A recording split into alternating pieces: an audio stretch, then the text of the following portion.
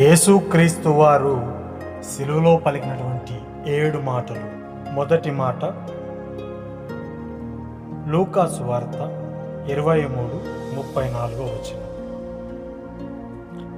యేసు, తండ్రి, వీరేమి చేయుచున్నారో వీరెరుగరు గనుక వీరిని క్షమించమని చెప్పాను. రెండవ మాట,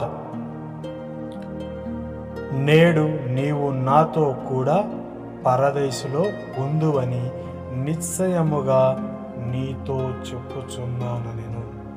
లూకా సువార్త 23:43. మూడవ మాట, యేసు తన తల్లియు తాను ప్రేమించిన శిష్యుడును దగ్గర నిలుచున్నట్టు చూచి, అమ్మా, ఇదిగో నీ కుమారుడు అని తన తల్లితో చెప్పాను. యోహాను సువార్త 19:26.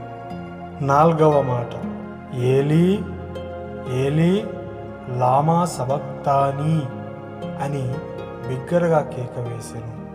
ఆ మాటకు నా దేవా నా దేవా నన్నెందుకు చేయి విడిచితివని అర్థము. మత్తయి సువార్త 27:46. ఐదవ మాట, అటు తర్వాత సమస్తమును అప్పటికీ సమాప్తమైనదని యేసు ఎరిగి లేఖనము నెరవేరునట్లు నేను దప్పిగొనుచున్నానెను. యోహాను సువార్త 19:26. ఆరవ మాట, యేసు ఆ చిరక పుచ్చుకొని సమాప్తమైనదని చెప్పి తల వంచి ఆత్మను అప్పగించెను. యోహాను సువార్త 19:30. ఏడవ మాట, అప్పుడు యేసు గొప్ప శబ్దముతో కేక వేసి, తండ్రి, నీ చేతికి నా ఆత్మను అప్పగించుకొనుచున్నానెను. ఆయన ఇలాగు చెప్పి ప్రాణము విడిచెను. లూకా సువార్త 23:46.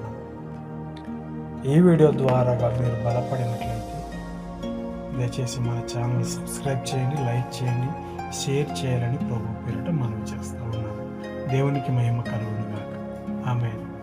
కృపాధరణ సన్నిధి యేసయ్యా నా పెన్నిధి, కృప వెంబడి కృపను ఇచ్చే ఆయనే నా ప్రతినిధి. ఆశ్రయుడా